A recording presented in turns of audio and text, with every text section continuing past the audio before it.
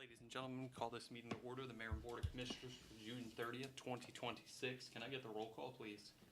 Emily Kleiner, Here. Mayor Marion, Here. Frank Dowling, Here. Augie Pearson. Here. Let the record show you have a quorum. Will you rise with me for the Pledge of Allegiance, please? Pledge allegiance to the flag of the United States of America and to the republic for which it stands, one nation, under God, indivisible, with liberty and justice for all. In light of a prayer this evening, many of you have seen on social media, for those of you who are watching this who may not have seen, we were deeply saddened by the loss of Cecil County's first county executive, Terry Moore, who was a very close friend of mine. Terry passed away after a courageous battle with cancer. So I'd like to have a moment of silence in her honor.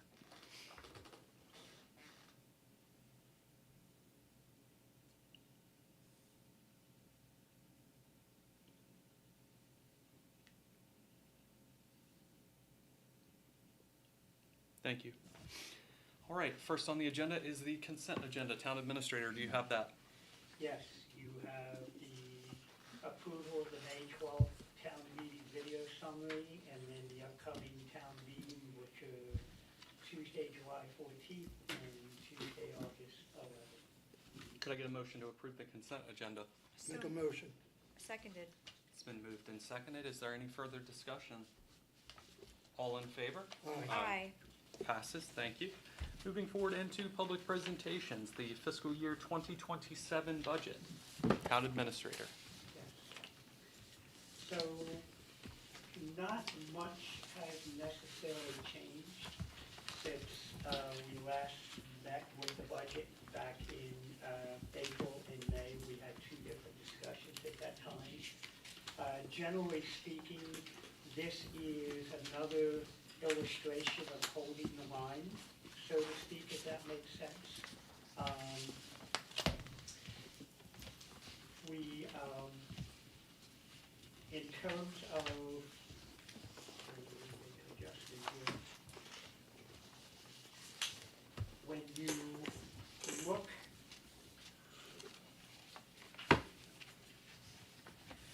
so when you look at the general fund, it has a projected total revenue of $3,736,722 and expected expenses of $3,729,832 for a positive cash flow of $6,890. In general, the budget holds the line with staffing. And what I mean by holding the line with staffing, we have vacancies in the police department and we have vacancies within our public works department. Those positions are projected to be filled this year. As we've done in the past, we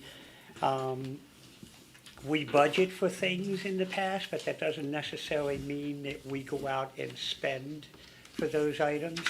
We're also projected to hire a replacement code officer or building inspector. That is something that we've been carrying since our last code officer retired back in 2022, I guess it was. And the reason why we have held up on doing that is because of the delay in the development in the community. So we didn't want to bring on any unnecessary expense until we get more of a confidence level of the timing of when the development is going to happen. This is not a matter of will the development happen, it's a matter of when will the development happen. And we're going to talk a little bit more, about it tonight and then in future meetings. There are some needs in the community that are popping up, which I know the chief can attest to this and the different commissioners can attest to it. The tolerance for bad behavior of certain property owners is getting old with their neighbors.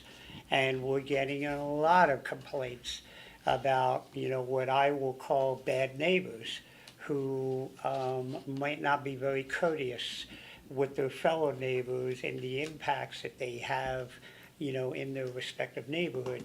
So those are the kind of things that, a code officer will be taking care of also. Let me also segue for a second and remind you folks that we were able to submit a grant application to FEMA under a program called Building Community Resiliency, in which we are hoping to get FEMA to fund 2 building inspectors for the next 3 years. With all the expected development occurring in the community, there's going to be a very heavy workload in doing inspections. So fingers crossed that we will get awarded that grant. We have moved through the various levels of review and approval, and the application is still alive. So with that said, our general fund, to some degree, it's fairly vanilla of what we've done in the past. We do have some money set aside for street repaving. We've had previous loans in the past that have some residual funds left over that we can earmark for more street repaving. We were able to do some street repaving a couple of months ago, and there's a couple more projects that we want to continue with. With that said, I know there are folks who ask questions about maybe certain sections of our town that are in need of street repaving or are getting very close to it. And one of the reasons why we are hesitating right now is that another grant that we submitted was to replace all the undersized water lines in the Buckley, Cooper, Mount Street, and Pearl Street area. That is part of our original infrastructure, and as we know, we've seen the pictures before, we get a lot of water main breaks in there, and when you cross-section the piping, we have seen 4-inch piping, which is significantly undersized for a water system, have been reduced down to 2 inches in capacity. So we applied for grant money to replace those water lines. That is currently being reviewed by the Maryland Department of the Environment. If it is funded, repaving the street will be part of that. So this is another example of spending our money wisely. We don't want to be throwing money away by repaving a street now, just to a year and a half from now, tearing it all up again. So I wanted to segue to that. We have some replacement equipment that we talked about before in our Public Works Department. We have a couple pieces of equipment that are getting old. We have some other pieces of equipment that have some resale value right now, and so now might be the time to trade those in for newer, better models. One of those is a skid steer. We might be doing the Bobcat skid steer that we purchased like in 2012, 2013. So that's got a lot of mileage on it also, and it still has some resale value, so we might liquidate that and upgrade. We own Betsy, the big old red dump truck that's been around here for maybe 20, 25 years. That's on its last leg, and the Public Works people, Josh and his group, they are currently kicking the tires on whether or not we need a vehicle that big, that the replacement cost on a vehicle like that is estimated to be about $135,000 right now, and that's on a state contract. So maybe we could spend money more wisely and get, some different pieces of equipment, because right now the only thing we really use that truck for is hauling some blacktop in it and salt in the wintertime. But the truck is wearing out. Sometimes it's out of commission more than it's in commission. So we have a new loan in the budget we've allocated annual principal and interest payments for that, but we have some rough ideas of how we're gonna allocate that money, but we're still making those decisions. It might be a skid steer, it might be the 5-ton dump truck, it might be a couple different things. We're keeping our options open. Does anybody have any questions regarding the general fund? Right, so I'll move on to the proprietary funds. And in the proprietary funds, we have proprietaries broken down into the water fund and the sewer fund. And right now, the water fund is projected to have revenue of $1,417,297 and expenditures of $1,396,641 for a surplus of $20,651. The sewer fund has projected revenues of $1,453,502 and expenditures of $1,453,224 for a whopping surplus of $278 there. Now, a couple notes on this, and you guys have done the budget with me for, Augie, you've been doing it for 19 years. I'm not showing the depreciation. In your budget sheet, you see the depreciation higher up in the category. Said differently, the sewer fund expenditures would actually be $2,193,224 as opposed to what I read out, which was 1.4 and change. And that's because there's $740,000 of depreciation that, based upon government accounting standards, we have to show that as an expenditure, even though it's not a cash in, cash out item.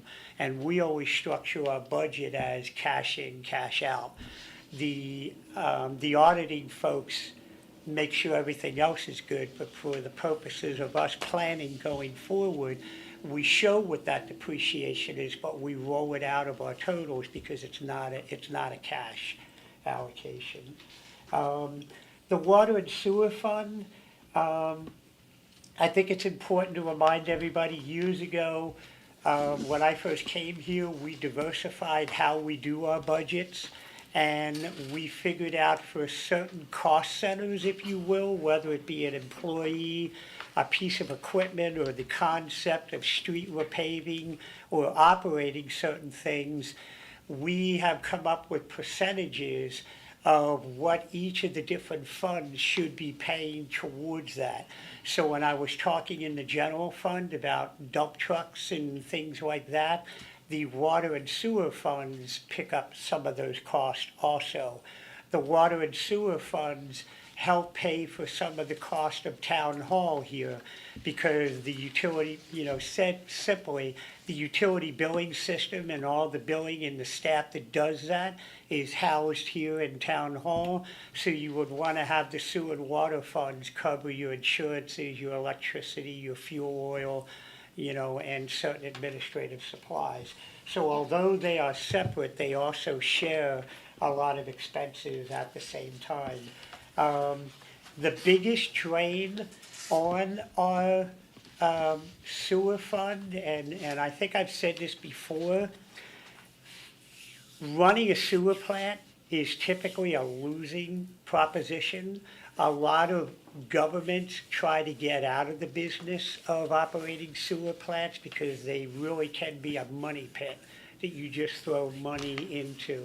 And when you see our $278 surplus, you sort of get the idea why, compared to the water fund, which has a more robust surplus in it. One of our biggest expenditures is just the licensing requirement to operate the wastewater treatment plant. We're using a third-party vendor, and that's costing us every bit of like $296,000 that we're paying that third party. And in the past, And we still have on the horizon to potentially get into the area of hiring our own people to do that. But the workload at the sewer plant doesn't necessarily necessitate full 8-hour, 12-hour, 24-hour coverage. So quite frankly, it gets a little bit interesting to hire somebody who has a wastewater treatment operator's license who still wants to go cut grass or fix potholes or hang up banners and stuff like that. It's hard to get that kind of diversity in your hiring. So as the community continues to grow, and we are starting to pass the threshold now where the sewer plant does require more hours, I would predict maybe in another 2 to 3 years, we'll probably, if not sooner, be looking to bring in our own full-time employees to be able to fund that. And then hopefully we can start to realize a savings in that going forward. Does anybody have any questions on the sewer fund? There. So one of the other things that I've started to do here is I want to do more of a formal report to you guys on certain subject matters here. As you guys know, a lot of time I just sort of create this as I'm sitting here as thoughts come to my mind. But it's not easy to put that out in social media world for people to understand unless they watch the video. So tonight I'm starting a couple hybrid reports that I just want to wrap certain things up in a bow. So the first one is the fiscal year 27 annual budget adoption and financial outlook. And it's addressed to the mayor and commissioners and members of the public. This evening represents one of the most important actions the mayor and commissioners undertake each year, the adoption of the town's annual operating budget. The proposed fiscal year 2027 budget reflects several months of review, analysis, and refinement by staff and the elected body to ensure that the town remains financially stable while continuing to provide the level of services our residents have come to expect. The proposed budget is balanced and continues the town's long-standing commitment to fiscal responsibility. The general fund projects approximately $3.74 million in revenues against $3.73 million in expenditures, resulting in a modest operating surplus. Likewise, the water and sewer enterprise funds remain balanced with projected revenues of approximately $2.87 million between water and sewer combined and expenditures of $2.85 million, also producing a small positive operating margin. These projections demonstrate that the town continues to budget conservatively while maintaining adequate resources to respond to unforeseen circumstances and future capital needs. One of the most significant aspects of this year's budget is not what changed, but rather what did not change. The mayor and commissioners previously adopted a resolution maintaining the town's real property tax rate of 0.46 per $100 of assessed value, meaning no increase in the municipal property tax rate is proposed for fiscal year 2027. At the same time, the town continues to provide an unusually broad range of municipal services that in many communities are either reduced or funded through additional fees. These include daily police protection, weekly trash, recycling, and yard waste collection, extensive park maintenance, community events, code enforcement, planning services, street maintenance, and ongoing investments in infrastructure. Over the past several weeks, staff has also evaluated Rising Sun's financial position relative to neighboring municipalities throughout Cecil County. Those comparisons continue to demonstrate that Rising Sun remains one of the most affordable incorporated communities in the county. Although every municipality structures its finances somewhat differently, our review found that Rising Sun maintains one of the lower municipal tax burdens while continuing to deliver one of the most comprehensive and robust service packages available. When property taxes are evaluated relative to home value using median affected property tax rates, Rising Sun remains below the Cecil County average and the state average and below the national average, reinforcing that the town continues to provide strong values for the taxes paid by our residents. So what I'm basically saying, and I've said this before, when you look at the assessed values of properties in our community that are based upon the ebb and flow of our community, the amount of money that a homeowner has to allocate towards the real estate taxes compared to the value of the home is lower than the national average, it's lower than the state average, and it's lower than the county average. Said differently, people are getting more bang for their buck in terms of the value of their home in Rising Sun. The town also continues to benefit from a growing real property tax base. According to the Maryland Department of Assessment and Taxation, the town's taxable real property assessment increased by approximately 3.53%, representing more than $8.6 million in additional assessed value over the previous year.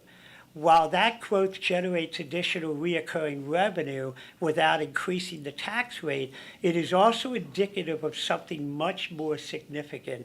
Said differently, this doesn't just happen by chance that the values go up.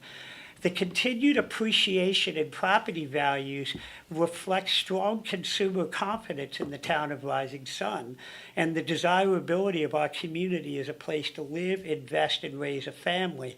Demand for housing within the town remains strong, with home values continuing to appreciate at a healthy pace.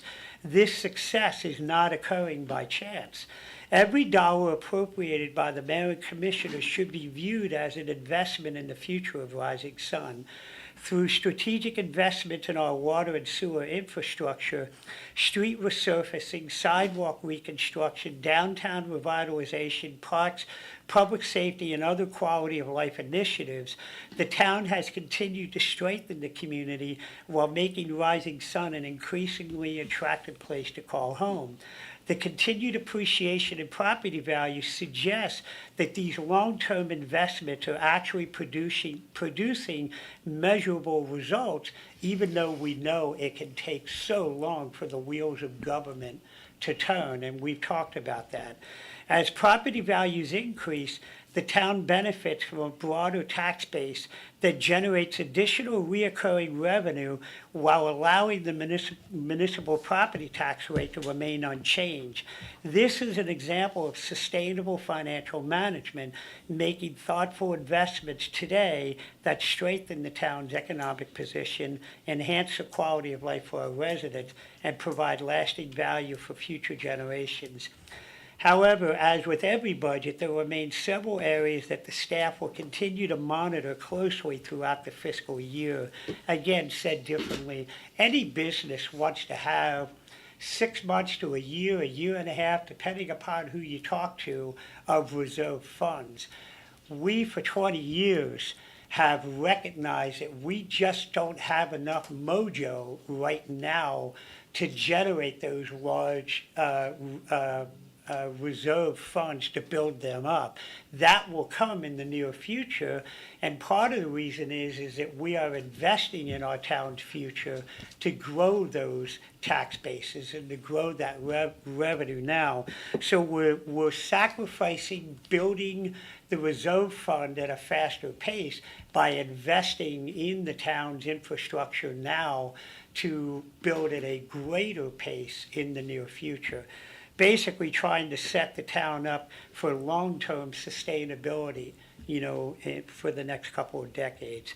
The largest financial challenge continues to be the long-term sustainability of certain operating expenditures, particularly those affected by inflation, contractual services such as a wastewater treatment plant, cost of electricity, which has affected every property owner in this state, and capital replacement needs, public works equipment, infrastructure maintenance, and utility system improvements remain significant long-term obligations that require careful financial planning.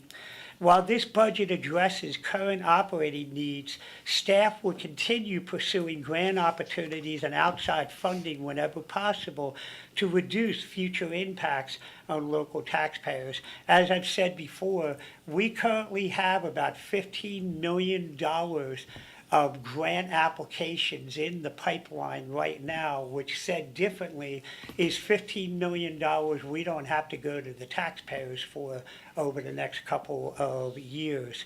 Another area receiving particular attention is the use of reserve funds. Although transfers from reserves are budgeted this year to accommodate anticipated capital expenditures and project timing, staff believes these transfers should remain temporary planning tools rather than reoccurring operating revenue. For the last 3 years, we have been projecting transferring reserve funds into our daily operations funds, but we've never had to do that. This year, we are very close. We've got a month to go for our next real estate tax revenue to come in. We have plenty of reserve funds to be able to keep the lights on. That's not an issue by any stretch of the imagination. We just pride ourselves on living with the cash in and the cash out, conservatively spending money. So we might have to dip in the next couple of weeks or so, but that will be paid back when we start the next fiscal year.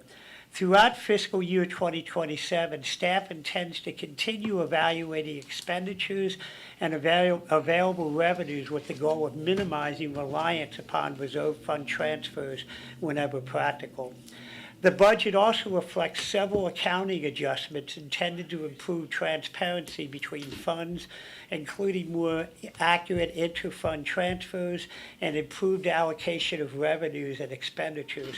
While these adjustments do not substantially affect the town's overall financial condition, they improve the accuracy and long-term consistency of the town's financial reporting.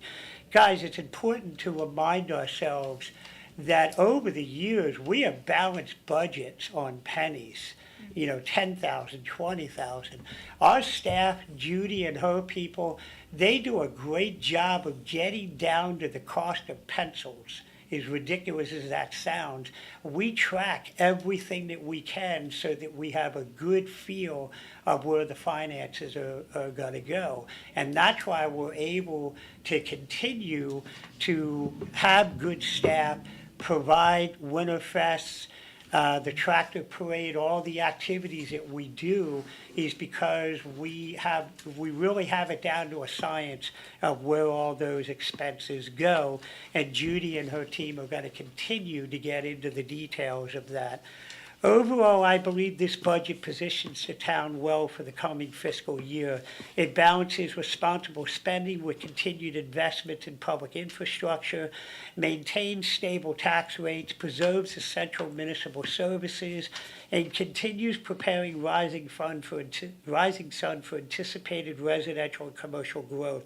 Equally important, it reflects the financial philosophy that has guided this organization for many years, spending taxpayers' dollars carefully, planning for the future, and making decisions that strengthen the town's long-term financial health rather than simply addressing short-term needs. I would like to thank the mayor and commissioners for their guidance throughout this budget process, our department heads for carefully reviewing their operational needs, and our finance department for the considerable work required to prepare this year's budget documents. Therefore, staff respectfully recommends adoption of the fiscal year 2027 annual budget and the accompanying budget resolution as presented. So the last thing we have to do is look at the budget resolution. I'm gonna skip through all the boilerplate stuff, because it's all pretty much been stated in the summary letter. And I'm gonna get down to the last whereas, and this is what we're approving for the next year. So the last whereas says, this budget will be based upon the following already established tax rates and service charges as follows. The tax rate for all real property not otherwise exempted and located within the corporate limits of the town of Rising Sun shall remain at 0.46 for each $100 of assessed value as approved in Resolution 2026-03.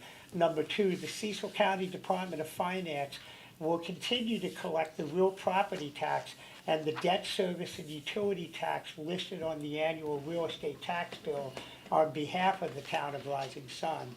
The town will continue to provide a 2% discount upon payment in full of any real property tax if taxes are paid in full by the end of July 2026, and a 1% penalty each month for any payments received after October 1st of 2026 and until the balance is paid in full. Such taxes on land and improvements shall be computed on the valuation of said properties as certified to the town of Rising Sun by the Maryland State Department of Assessments. Number four, the tax rate for all tangible personal property of business, utilities, or contract carriers operating in the corporate limits of the town of Rising Sun shall remain at 0.90 per $100 of assessed value of all tangible operating personal property, including commercial inventory. I just want to let you know there are some communities in Cecil County that charge well over $1 and close to $2 for every $100 of assessed value in personal property. So again, we have one of the lowest rates in the county. And computing and levying such taxes on tangible personal property, the valuation of said properties as certified to the town of Rising Sun by the Maryland State Department of Assessments shall be used as the assessed valuation of tangible personal property. Number six, the town shall maintain one flat $384.36 debt service and utility tax assessment on all real property tax parcel that is currently developed or is vacant, not developed, but can be developed in accordance with the town's zoning codes, unless such property is declared non-developable and currently exempt is spelled out in Resolution 2016-10. The charges assessed against an individual dwelling unit and/or independent commercial space with the intent to have each unit cover a portion of the cost related to debt service financing of the town's buildings, parks, and property, past utility upgrades, vehicle, streets, and sidewalk restorations, and regardless of the types of services provided, the level of services, or the lack thereof. This assessment shall be reflected on the annual real property tax bill issued by the county and will be subject to the same discounts and penalty fees as real property tax. If a new dwelling unit or a business space is built, rented, or otherwise discovered after July's tax bills are issued, it won't be charged the debt service fee on the county bill that year. Instead, the town will issue a separate prorated bill to the property owner for that year and include it in the following year's county tax bill going forward. Number seven, the town shall collect on a regular schedule without extra charge all normal household originated trash and recycling from single-family dwellings in accordance with Chapter 7 of the Town Code. In addition, certain commercial properties and locations with multiple collection points may also be provided services in accordance with Chapter 7, with the cost for these services to be assessed in accordance with the town's fee schedule as adopted and modified by the mayor and commissioners. Number 8, some revenue projections as shown in the budget are related to fees as indicated in the town's current fee schedule or set by resolution from time to time by the Board of Commissioners. Number 9, the town's utility rates will continue to follow the prescribed pro forma plan for water and sewer is adopted by Resolution 2016-13 and as modified from time to time by resolution of the Mayor and Commissioners, with the rates to match the projected charges for the calendar year 2027 as shown in the town's water and sewer rate table. Discounts, number 10, discount for early payment of utility bills, failure to pay utility bills, building permits and other service fees due to the town will continue to be spelled out in the town's fiscal policy and adopted fee schedule, which can be amended from time to time by resolution of the Mayor and Commissioners. Therefore, be it enacted and resolved that the Mayor and Commissioners of the town of Rising Sun wish to adopt the proposed fiscal year 2027 annual budget to include the tax rates and service charges as set forth above. Now therefore be it further resolved that the Mayor and Commissioners shall have passed, approved, and adopted this resolution on this 30th day of June 2026. Can I get a motion to I make a approve motion to adopt the 27 budget. 2026-04? A motion's been made. Second. It's been moved and seconded. Is there any more discussion? Hearing none, all in favor? Aye. Passes. Thank you, Town Administrator. Moving forward into ordinance 2026-01, which is the soil erosion sediment and control Yes. ordinance. So basically what you have, if you remember, we had entertained a grading permit ordinance back in April. And with the postponement of our June meeting, it's carrying forward to tonight. So again, I have generally a report covering this. Chapter 16, Soil Erosion and Sediment Control Ordinance. Mayor and Commissioners and members of the public, as everyone is aware, the town's development program has made significant progress over the past several years. The Planning Commission has been actively reviewing major residential development projects. The town has adopted comprehensive stormwater management ordinances, updated various land development regulations, implemented new development review procedures, and established the framework necessary to responsibly manage the significant growth that is anticipated within our community. This evening's emergency ordinance represents one of the final major components of that overall regulatory framework. The proposed adoption of Chapter 16, Soil Erosion and Sediment Control, establishes the town's local grading permit program and formally implements the procedures necessary for regulating land disturbance activities within the incorporated limits of the town. The ordinance is intended to protect public health, safety, water quality, and neighboring properties by ensuring that soil erosion and sediment are properly managed during construction activities. This ordinance is not intended to replace the role of the Cecil Soil Conservation District.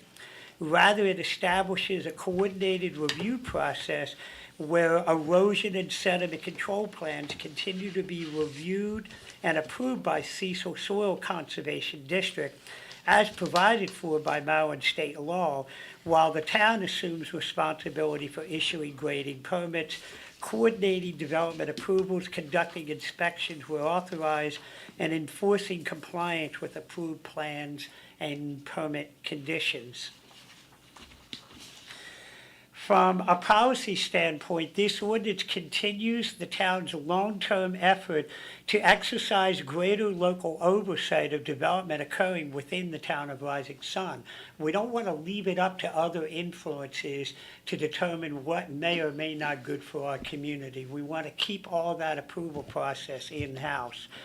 For many years, the town has worked towards creating a more integrated development review process, one that allows us to better coordinate planning, engineering, stormwater management, grading activities, infrastructure construction, and ultimately building permit issuance.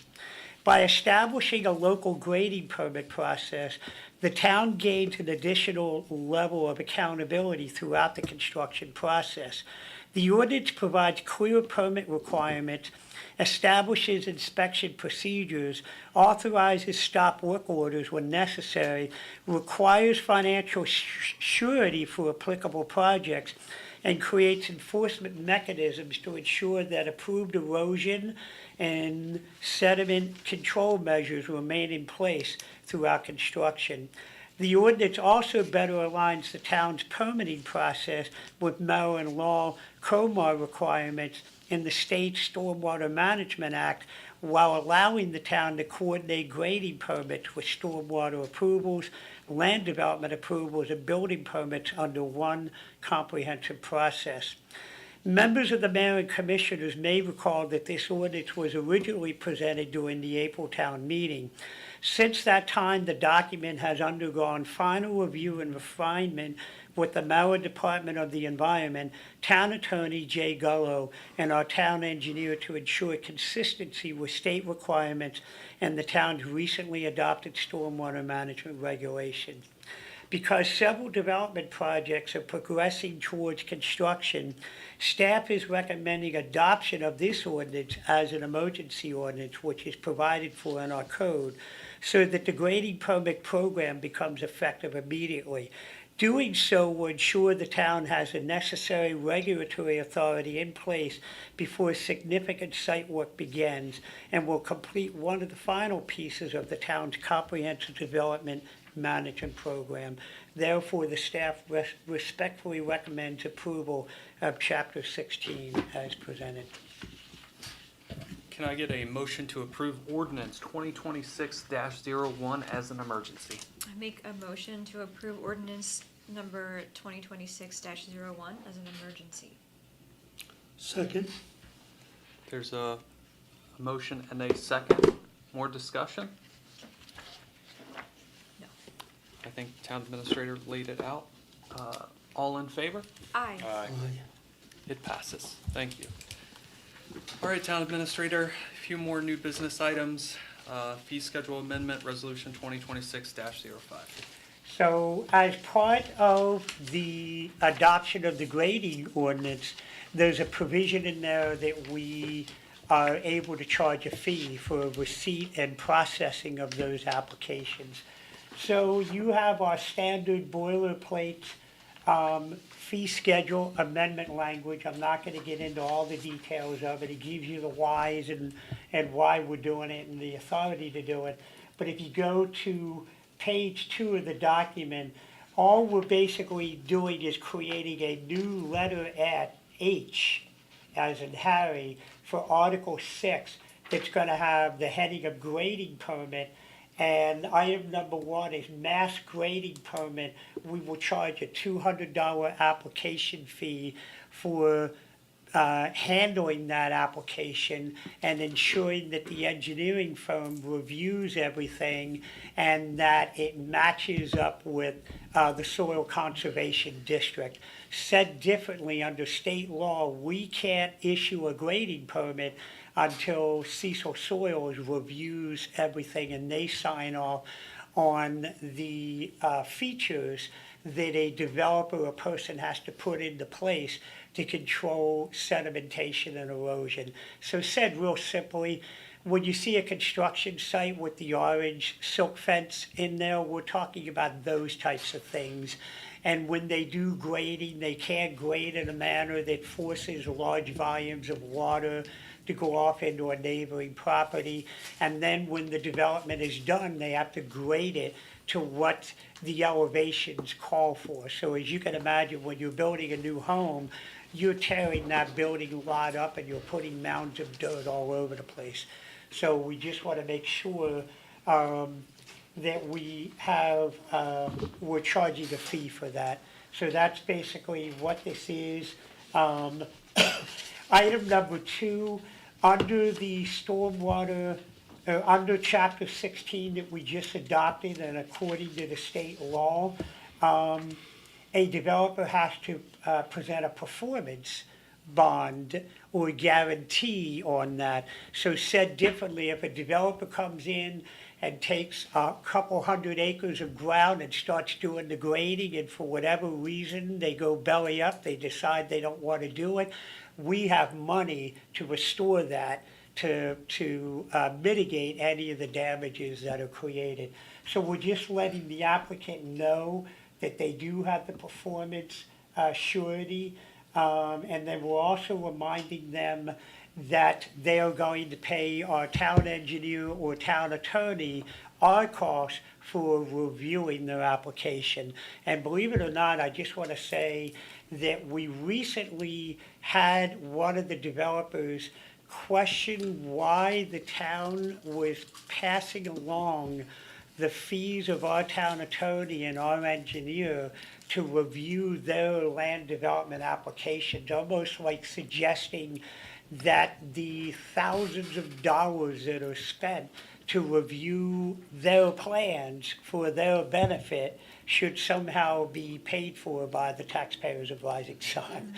So that's a little odd for someone to take that position. So we're just once again reminding them in here that they're on the hook for all of those reviews. So that is resolution 2026-05. I make a motion, we accept resolution 2026-05. Second it? It's been moved and seconded. Pretty self-explanatory. Are there any questions? Hearing none, all in favor? Aye. Passes, thank you. Moving forward into the Cultural Performing Arts Street Lamp Productions Initiative. Yes. So now for this, I'm going to go up to the podium because this is more of a report. I think it's just a little bit better for me to come up to the podium because we have the display over there. And there's a couple items the mayor and I have been talking about, and we wanted to formally address the community on some of these items. So another one of the reports I have is titled Creating Opportunities Through Community Investment, Strengthening the Town's Economic Ecosystem Through Historic Preservation, Arts, Culture, Tourism, Community Engagement, and Downtown Revitalization. So the purpose of this report, in recent weeks, many residents have become aware of discussions involving street lamp productions and the future use of the former Presbyterian Church property located at 19 East Main Street. As interest in the project continues to grow, questions have naturally arisen regarding the town's vision for the property, the role street lamp productions may play in that vision, and how the facility could benefit the community.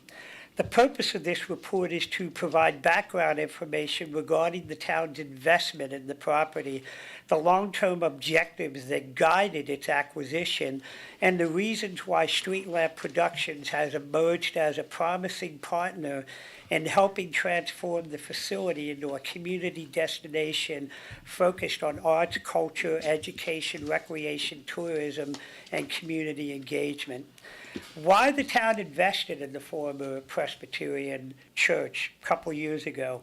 When the town acquired the former Presbyterian Church property, the decision was driven by much more than the desire to preserve a historic structure.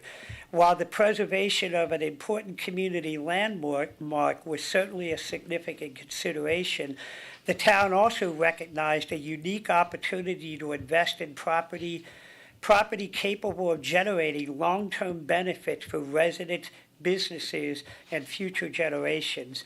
The former Presbyterian Church property occupies a prominent location within the heart of our downtown and contains one of the most architecturally significant public spaces within the community. The former sanctuary provides a unique setting that cannot easily be replicated today and offers a significant potential for educational, cultural, recreation, civic, and community-oriented uses. The town also recognized that preserving the building would ultimately require identifying a sustainable long-term use capable of generating activity, investment, and public support necessary to maintain the facility for future generations. Simply preserving the structure itself was not enough. The building needed a purpose that would allow it to remain active, relevant, and beneficial to the community that it serves. To help guide that vision, the town has conceptualized the facility as the Rising Sun Cultural and Performing Arts Center, a multi-purpose destination designed to support arts, cultural, education, history, recreation, tourism, and community engagement while preserving one of the community's most historic landmarks. The property's downtown location also creates a unique economic opportunity. Unlike many community facilities that are isolated from surrounding businesses, activities that are hosted within the Cultural and Performing Arts Center have the potential to bring hundreds of residents and visitors directly into the heart of Rising Sun. Those visitors do not simply attend a performance or event and leave. They dine in local restaurants, purchase goods and services from local businesses, attend other community activities, and contribute to the vitality of the downtown district. In this way, the facility can serve as a catalyst that helps generate activity and investment beyond the building itself, strengthening the interconnected economic ecosystem that supports a vibrant and sustainable downtown. From the outset, the town viewed the property as an opportunity to preserve an important part of Rising Sun's history while creating a sustainable destination capable of generating economic activity, supporting downtown revitalization, and serving future generations. Achieving that vision requires identifying uses that not only generate that activity, but also complement the unique character of the building itself. The former sanctuary, as we know, was designed as a large assembly space capable of bringing people together, and many of the features that make the space architecturally significant today are best preserved when it continues to serve as a venue for these educational programs, performing arts, concerts, lectures, and everything we want to bring to the center. The facility also provides an opportunity to expand and enhance the town's preservation efforts. Plans for the building include housing the town's Historic Preservation Museum and incorporating local history exhibits and educational programming into the broader activities taking place within the facility. By combining arts, culture, education, and history under one roof, the facility has the potential to create a unique destination that celebrates both the community's heritage and its future. In many respects, the most successful long-term use of the building is one that both protects its historic character and allows it to remain. Said differently, we've had folks that have wanted to move into that church. We had people who wanted to buy that church before we did. It would have been drastically modified, and it would no longer maintain that historic, benefit that it has to the community. So what we're looking to do is to create an initiative that best provides those services. So what we're looking to do is partner with Street Lamp Productions. As the town has explored opportunities for activating the former Presbyterian Church property, Street Lamp Productions has emerged as an organization that is positioned to help advance many of the objectives that originally motivated the town's investment in the facility. Funded by Rising Sun native Laura Woods, Street Lamp Productions has grown over the past decade from a small local youth theater initiative into a respected regional nonprofit organization serving children, families, and audiences throughout Maryland, Pennsylvania, Delaware, and New Jersey. They have several satellite locations that they operate out of. Laura's connection to the community and to the former Presbyterian Church property itself extends back decades. Just like a lot of residents in our community, she attended Rising Sun High School, participated in activities within the church as a young person, and was married in the sanctuary nearly 30 years ago.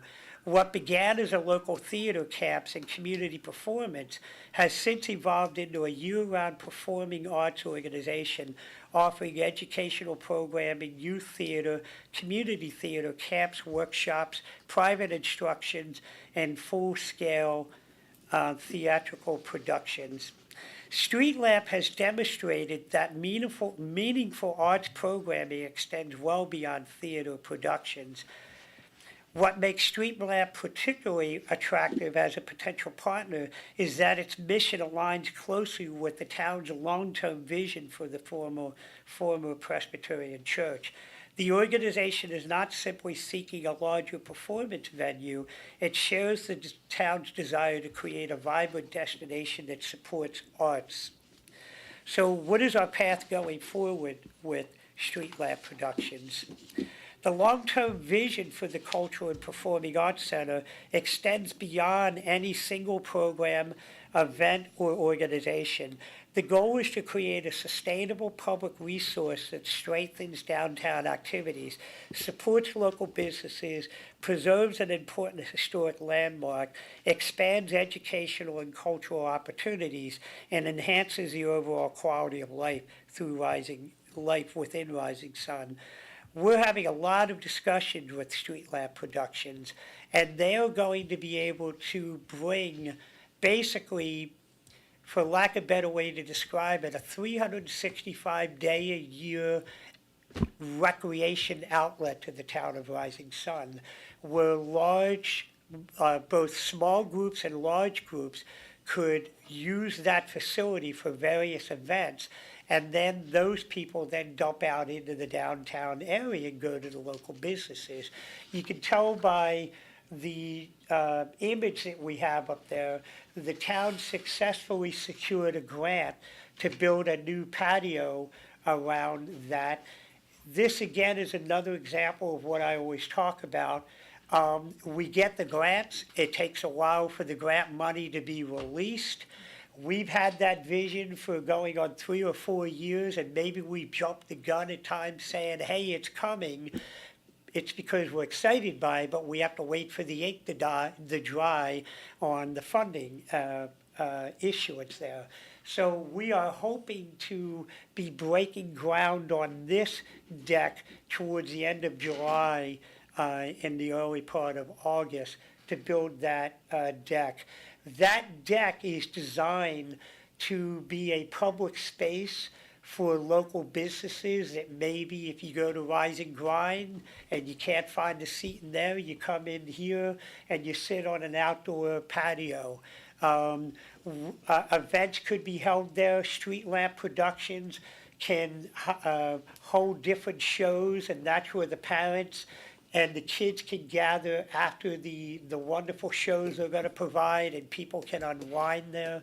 So there's just a lot of amazing things that can take place in this church. And after several years of working on it, we are right on the cusp of having it happen. So there's a lot of information here. A lot of it I did not cover in the report. I am going to put it out on my social media page so people can get a little bit more details on what exactly we're looking to do. Our goal is to enter into a public-private partnership with Street Lamp Productions, which would mean they're not just going to be an entity that's renting space from us. This is what I think is important. You look at some communities in Cecil County, and we talked about it with our budget restrictions that we have here and how we're trying to bring more services. I think there's a wonderful opportunity through public-private partnerships to create a very robust park and recreation element to our community, that as opposed to having to hire quality staff and pay lots of salaries and multiple staff people to provide park and recreational activities, which might be summer camps at the parks, things like that. Those are great programs, but what if under a public-private partnership with Street Lamp Productions, where they come under the auspices of the town of Rising Sun, so that we can get grant monies in the future for them to grow their programs, and they occupy the space. They will be paying us rent on the building that will cover electrical and insurance and different things. But the benefit we're gonna get from them is providing that 365-day-a-year hypothetical calendar of things that people can come to and enjoy through a park and recreation program that's not gonna require the town of Rising Sun to hire multiple staff to have to do that. So that concludes that report. Cal, the only thing that I would add in there is we originally had money that we were going to use through a federal grant, and we repurposed it, and then we were able this session to get an additional amount of money from DHCD. And I definitely want to put something in there about the relationships that we've built to try to get those funds. Yes, So, yeah. all right, moving forward into the sustainable community update. So this one here is, I think, a very important report to talk about building a sustainable future for Rising Sun. And this report aims to try to tie together all the things that we have talked about over the years and why the town has made certain investments. And when I gave you the budget report, I talked about how every dollar that the elected body invests in the community is what's growing the tax base. And I think it is fair to say that there is a very healthy consumer confidence, if you say it that way, in the town of Rising Sun. We have houses that are selling for just tremendous amount of more money than what they were built for back in the 2005, 2006 range. We have good quality housing that's not even staying on the market very long before people are buying it. People want to get into this community.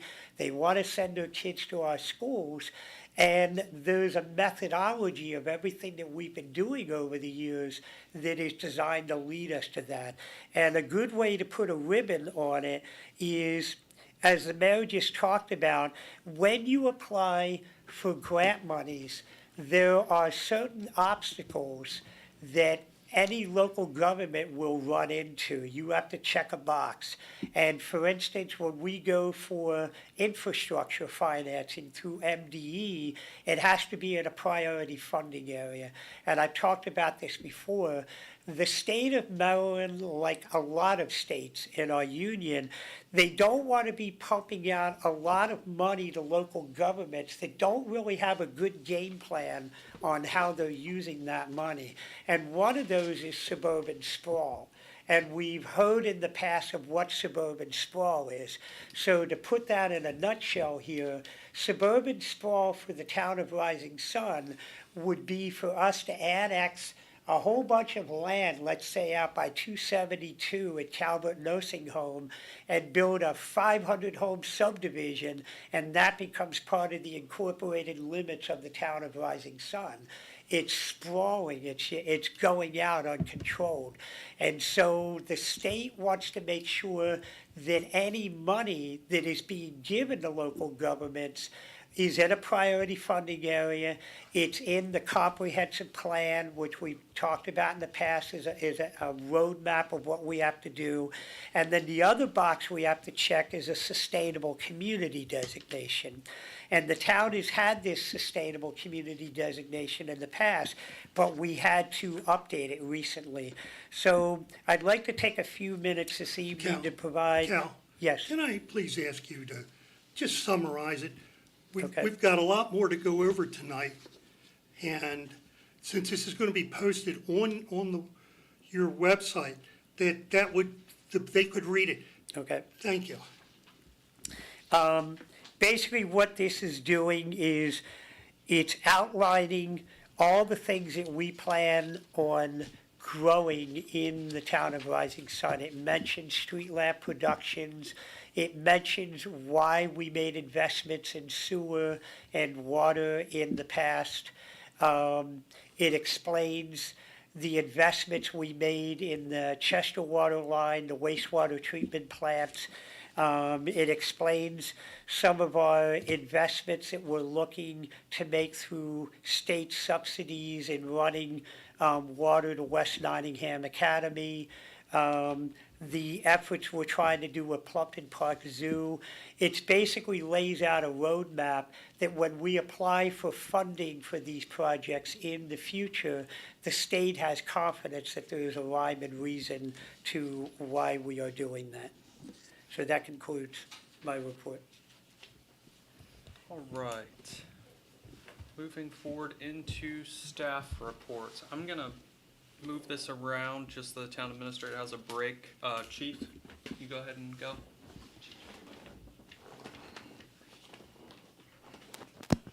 Okay, a couple things I wanted to cover, I'm not gonna be long.